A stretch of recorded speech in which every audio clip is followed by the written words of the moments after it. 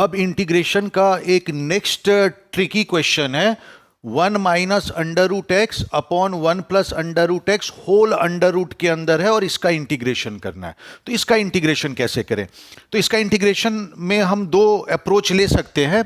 तो पहला अप्रोच इस आइडिया पे बेस्ड है कि अगर हम ये कोशिश करें कि न्यूमरेटर से अंडर रूट हट जाए तो उस केस में उसके इंटीग्रेशन होने के चांसेस बन जाते हैं, क्योंकि अगर न्यूमरेटर से अंडर रूट हट जाएगा तो जैसे इसमें दो टर्म है तो उसके बाद हम इसको दो टर्म में सेपरेट करके देख सकते हैं कि इंटीग्रेशन होगा कि नहीं। तो न्यूमरेटर से अंडर रूट हटाने के लिए मैं क्या करूंगा, 1 माइनस रूट एक्स से न्यूमरेटर और डिनोमिनेटर में मल्टीप्लाई करूंगा। तो न्यूमरेटर में जब 1 माइनस रूट एक्स से मल्टीप्लाई करूंगा तो वो 1 माइनस रूट एक्स का होल स्क्वायर हो जाएगा, मतलब न्यूमरेटर से अंडर रूट हट जाएगा। डिनोमिनेटर में 1 plus root X into 1 minus root X होगा तो वो A square minus B square का फॉर्म आ जाएगा, मतलब डिनोमिनेटर में 1 माइनस एक्स बचेगा। अब देखो, न्यूमरेटर में 1 माइनस रूट एक्स बचेगा और डिनोमिनेटर में अंडर रूट के अंदर 1 माइनस एक्स बचेगा। तो ऐसा करने के बाद हम उसका एक आउटलाइन लेते हैं कि क्या वो सॉल्व हो सकता है, एक रफ वर्क करते हैं। तो 1 minus root X divided by under root 1 minus X बचेगा। तो पहला टर्म है 1 upon under root 1 minus X, ये तो इंटीग्रेशन का फॉर्म है, ये हो गया। और दूसरा टर्म है root X upon under root 1 minus X. क्या ये सॉल्व हो सकता है? तो इसका भी जस्ट आउटलाइन देखते हैं कि सेकेंड टर्म को मैं सिर्फ लिखता हूं under root X upon under root 1 minus X. तो क्या ये इंटीग्रेशन हो सकता है? तो इसमें भी प्रॉब्लम क्या है कि न्यूमरेटर में अंडर रूट है तो उसको हटाने की कोशिश करते हैं। तो अगर मैं रूट एक्स को टी ले लूं तो यहां पे टी आ जाएगा और यहां 1 माइनस टी स्क्वायर आ जाएगा, और एक्स अगर टी स्क्वायर है तो डी एक्स मेरा 2t dt हो जाएगा। तो बेसिकली इस केस में फॉर्म क्या हो जाएगा, ये बन जाएगा t, dx की जगह 2t dt आएगा। तो न्यूमरेटर में मेरे पास बेसिकली आ जाएगा 2t square divided by denominator में आ जाएगा 1 माइनस टी स्क्वायर। तो ये फॉर्म आ जाएगा। तो क्या ये फर्दर इंटीग्रेशन हो सकता है? अब ये यहां पे हम देखते हैं कि बिल्कुल हो सकता है, क्योंकि ये 2 तो कांस्टेंट है, वो हम बाहर ले लेंगे, हमें सिर्फ इससे मतलब है। तो जो नीचे 1 माइनस टी स्क्वायर है अगर वही मैं ऊपर रिप्रेजेंट कर दूं तो वो एक सॉल्यूशन का फॉर्म आ जाता है। तो मैं अगर -1 और +1 कर लूं तो देखो ये सॉल्व हो रहा है। एक term T square -1 upon under root 1 minus T square करूंगा तो माइनस कॉमन निकालने पे ये 1 माइनस टी स्क्वायर बन जाएगा। तो बेसिकली यहां पे under root 1 minus T square आ जाएगा जो कि फॉर्मूले का फॉर्म है। और ये जो +1 है सेकेंड टर्म, तो 1 upon under root 1 minus T square, that means ये भी इंटीग्रेशन का फॉर्म है। तो इस तरह से हम देखते हैं कि ऐसा करने से ये सॉल्व हो जाएगा। अब इस अप्रोच को प्रॉपरली सॉल्व करते हैं। इस तरह से तुम्हारा जो थॉट प्रोसेस है उसके बेसिस पे तुम आगे के 3-4 स्टेप सोच लो, उसका आउटलाइन रफ में बना लो, तो तुम्हें पता चल जाएगा कि वो सॉल्व हो रहा है कि नहीं। तो जैसे मैं देख रहा हूं इस प्रोसेस में वो सॉल्व हो जा रहा है, तो मैं ये प्रोसेस इसमें यूज करता हूं।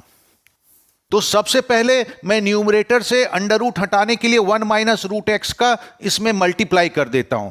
इसको मैं आई लिख लेता हूं क्योंकि आगे जो है रिप्रेजेंटेशन बेटर होगा। तो i इक्वल टू, और रूट के अंदर न्यूमरेटर और डिनोमिनेटर में 1 माइनस रूट एक्स का हम मल्टीप्लाई कर देते हैं। तो बेसिकली हमारे पास ये फॉर्म आ जाएगा। तो ऊपर 1 minus root X into 1 minus root X, तो ये 1 माइनस रूट एक्स का होल स्क्वायर हो गया, और न्यूमरेटर अंडर रूट के अंदर है तो होल स्क्वायर है तो अंडर रूट हट जाएगा और ये 1 माइनस रूट एक्स बचेगा।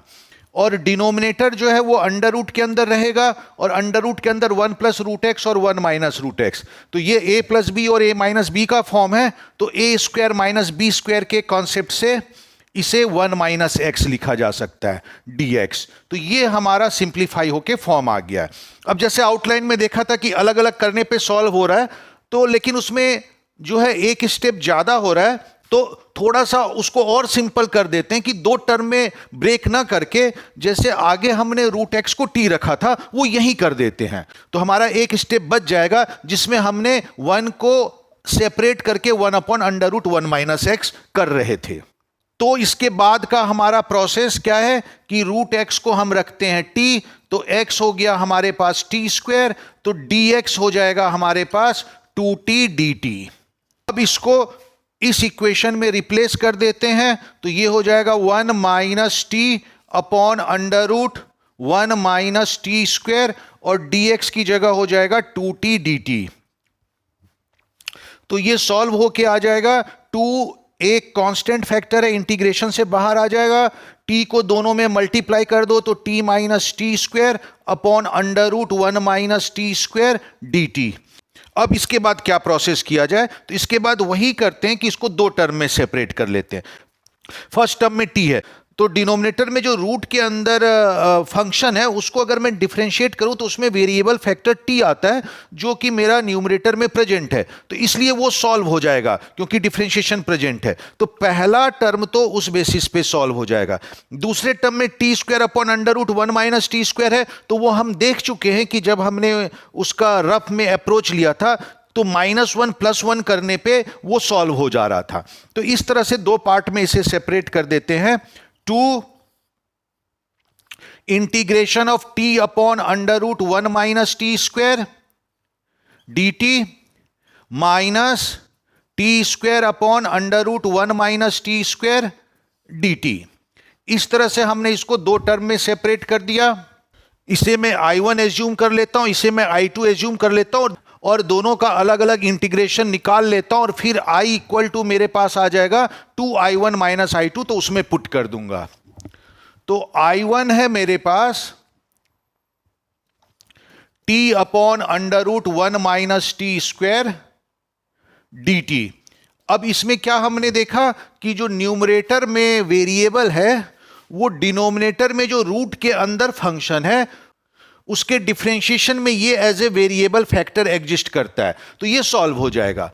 तो 1 माइनस टी स्क्वायर को मैं y एज्यूम कर लेता हूं, दोनों तरफ डिफरेंशिएट कर देता हूं, तो -2t dt is equal to dy हो जाएगा। तो therefore dt is equal to आ जाएगा -dy/2t। अब इसको मैं यहां रिप्लेस कर देता हूं, तो I1 इज इक्वल टू आ जाएगा t upon under root y, dt की जगह हो जाएगा -dy/2t। अब t से t कैंसिल हो गया, और इसे मैं लिख सकता हूं -1/2 1 अपॉन रूट y dy। तो इसे लिखा जा सकता है -1/2 into y to the power -1/2 dy। तो ये सॉल्व होके आ जाएगा -1/2 into y to the power 1/2 divided by 1/2। तो ये 2 और ये 2 कट जाएगा, और बेसिकली मेरे पास आ जाएगा -√y प्लस c1। अब y की जगह जो मैंने एज्यूम किया था वो पुट कर देता हूं, तो इसका इंटीग्रेशन हुआ माइनस अंडर रूट के अंदर 1 minus T square plus c1। तो ये I1 का सॉल्यूशन आ गया। अब मैं I2 सॉल्व करता हूं, तो I2 है T square upon under root के अंदर 1 माइनस टी स्क्वायर dt। अब इसमें हमने क्या आउटलाइन लिया था कि जो न्यूमरेटर और डिनोमिनेटर में वेरिएबल है वो सेम है। न्यूमरेटर में भी टी स्क्वायर है, डिनोमिनेटर में भी टी स्क्वायर है, अंडर रूट के अंदर टी स्क्वायर है, और टी स्क्वायर के साथ एक कांस्टेंट है। तो डिनोमिनेटर में रूट के अंदर का जो फंक्शन है वो सीधा सीधा न्यूमरेटर में रिप्रेजेंट किया जा सकता है। कैसे? -1 कर दूं तो अब मैं अपनी मर्जी से तो कोई चेंज नहीं कर सकता, तो +1 भी करना पड़ेगा। मतलब -1 +1 कर दूं तो ये टर्म न्यूमरेटर में रिप्रेजेंट हो रहा है और वो फिर सॉल्व हो जाता है। तो ये प्रोसेस मैं करता हूं, न्यूमरेटर में मैं -1 +1 करता हूं upon under root 1 minus T square dt, और इसे अब मैं दो टर्म में सेपरेट कर लेता हूं।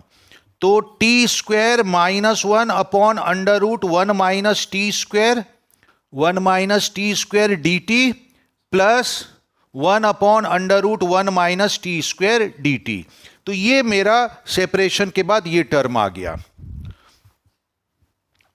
अब पहले वाले में से मैंने माइनस कॉमन निकाल लिया, तो ये हो गया 1 minus T square upon under root 1 minus T square dt plus 1 upon under root 1 minus T square dt, ये दूसरा टर्म है।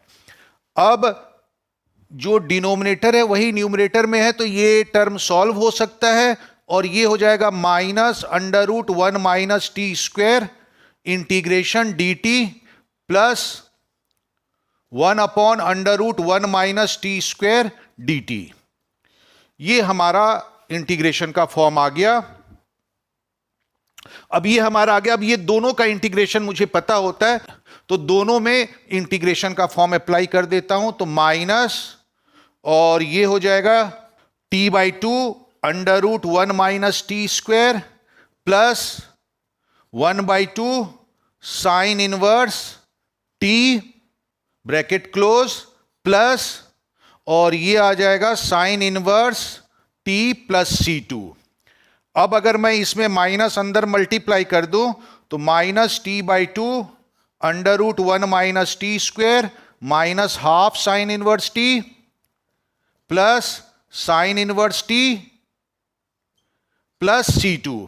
अब देखो ये दोनों सॉल्व हो जाएंगे, तो -t/2 √1 minus T square plus half sine inverse t plus C2। ये हमारा फाइनल इसका इंटीग्रेशन होगा I2 का।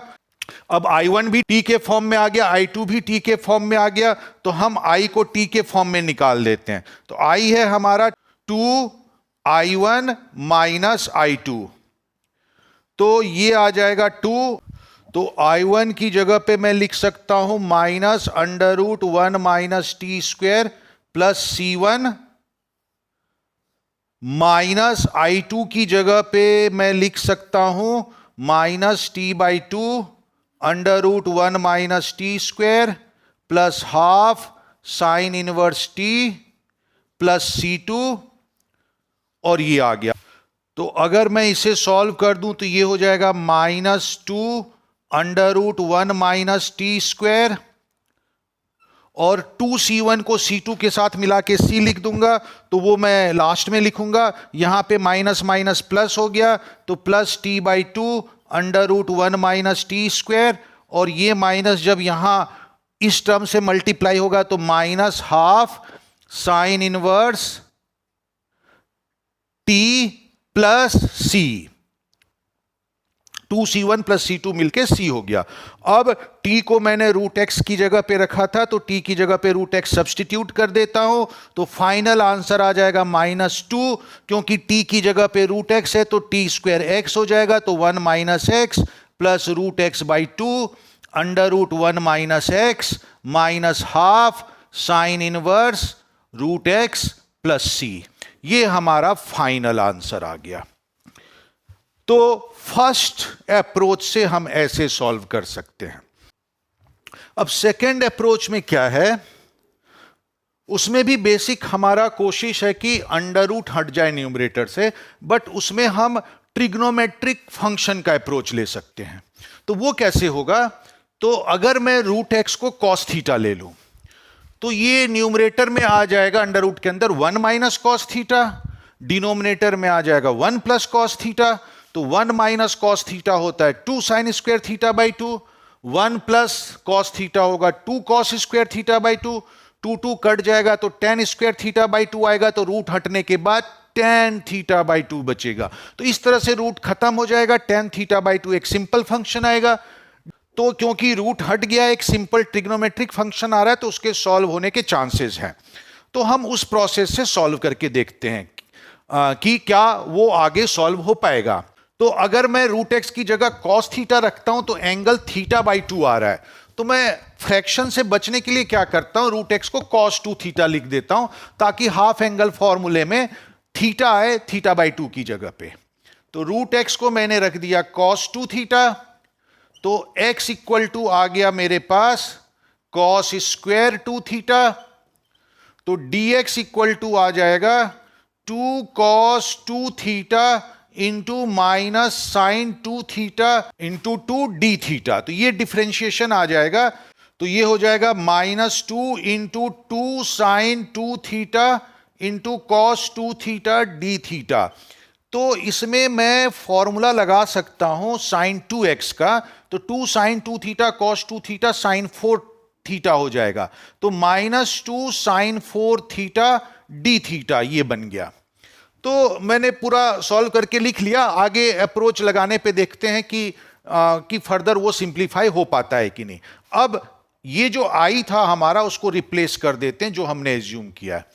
तो अंडर रूट के अंदर ये हो जाएगा 1 minus cos 2 theta upon 1 plus cos 2 theta, और dx की जगह आ जाएगा -2 साइन 4 थीटा डी थीटा। तो -2 तो एक कांस्टेंट फैक्टर है, इंटीग्रेशन से बाहर आ जाएगा। 1 माइनस कॉस 2 थीटा ये होगा 2 sine square theta upon 1 plus cos 2 theta, तो ये हो जाएगा 2 कॉस स्क्वायर थीटा इंटू, और -2 तो मैं एज ए फैक्टर बाहर ले चुका हूं, तो साइन 4 थीटा डी थीटा ये आ गया हमारे पास। 2 कट गया, sine square theta upon cos square theta tan square theta हुआ, अंडर रूट है तो हमारे पास सिर्फ tan थीटा बचेगा। तो -2 tan theta into sine 4 theta D theta ये आ गया। अब यहां पे एक तो हम सोच सकते हैं कि बाय पार्ट लगाया जाए, बट बाय पार्ट लगाने से दोनों ट्रिग्नोमेट्रिक हैं, वो कंप्लीट सॉल्यूशन होता दिख नहीं रहा है। तो यहां पे इसके बाद हम थोड़ा सा अपना अप्रोच चेंज करते हैं। -2 tan थीटा को मैं लिखता हूं sine theta upon cos theta, और साइन 4 थीटा को वापस मैं सिंप्लीफाई कर लेता हूं साइन 2x के फॉर्म से। तो 2 sine 2 theta into cos 2 theta D theta, मतलब अगर तुम डायरेक्ट कर रहे हो तो ये करने की ये स्टेप करने की जरूरत नहीं, सीधा इस स्टेप को रखो और dx की जगह पे सिर्फ यही वाला टर्म रखो, तो तुम्हें ये मिलेगा।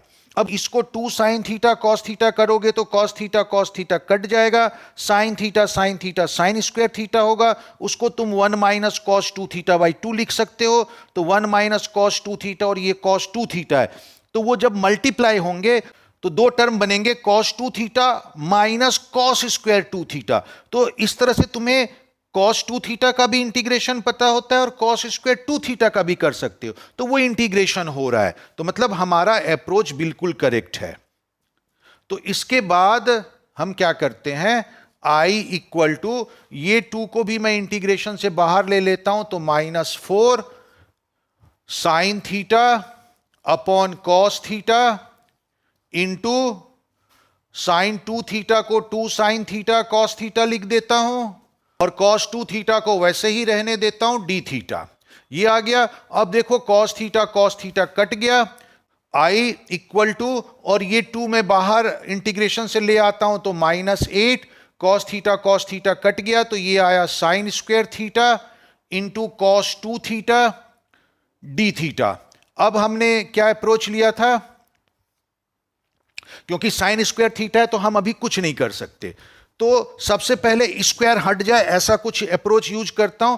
तो साइन स्क्वायर थीटा को मैं लिख सकता हूं 1 minus cos 2 theta by 2 into cos 2 theta D theta. अब देखो ये जो ट्रिग्नोमेट्रिक फॉर्मूला यूज किया है जस्ट इसका रिवर्स है। 1 माइनस कॉस 2 थीटा की जगह 2 साइन स्क्वायर थीटा लिखा था, तो साइन स्क्वायर थीटा की जगह 1 माइनस कॉस 2 थीटा बाई 2 आया। मतलब जो ट्रिग्नोमेट्रिक फॉर्मूला है या कोई भी फॉर्मूला तुम्हें याद होना चाहिए, जब याद होगा तभी तुम उसको सॉल्व करते समय सॉल्यूशन में पुट कर पाओगे। अब देखो मैंने डायरेक्ट पुट कर दिया, अगर तुम्हें याद नहीं है तो ट्रिग्नोमेट्रिक फॉर्मूला देखो और वहां पे तुम्हें पता चल जाएगा कि साइन स्क्वायर थीटा को 1 माइनस कॉस 2 थीटा बाई 2 लिखा जा सकता है। अब मैं क्या करता हूं, कॉस 2 थीटा को अंदर मल्टीप्लाई कर देता हूं, cos 2 theta minus cos square 2 theta, और ये 2 को मैं, और ये डिवाइडेड बाय जो 2 है वो फैक्टर के फॉर्म में है तो बाहर ले आता हूं।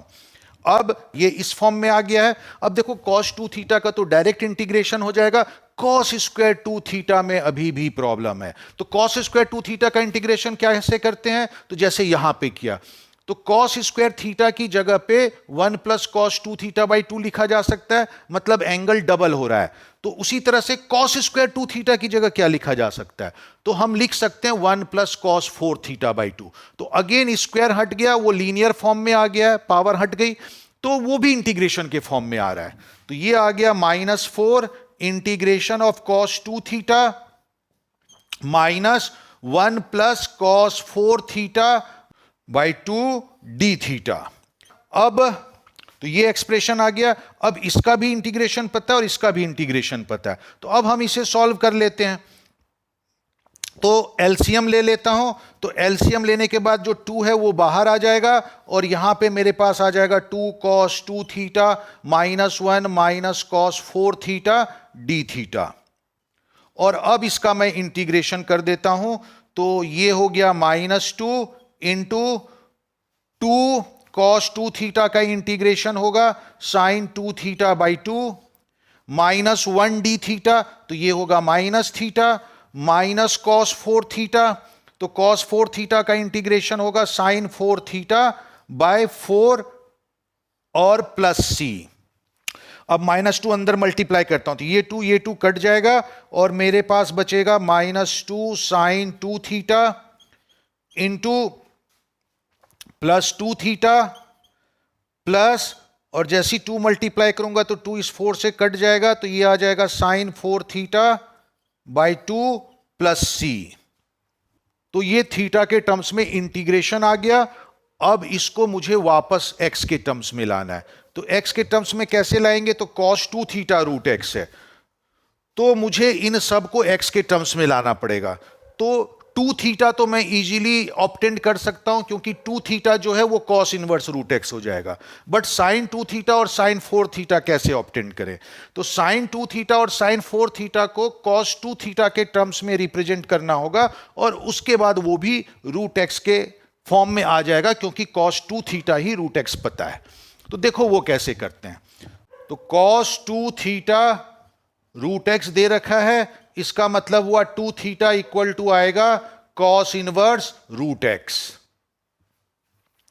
sin 2 थीटा को मैं लिख सकता हूं √1 minus cos square 2 theta.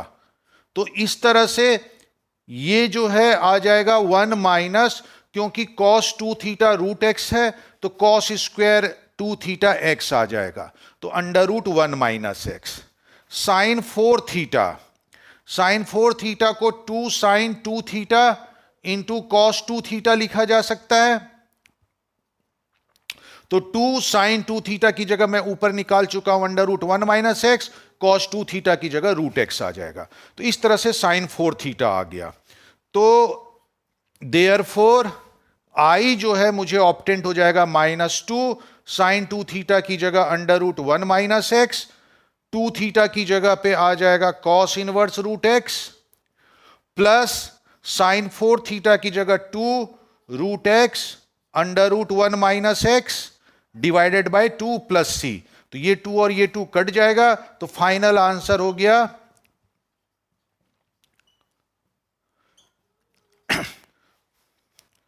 Plus root x into √1 minus x plus c। ये फाइनल आंसर आ गया, जो कि हमने पिछले प्रोसेस में भी ऑब्टेंड किया था।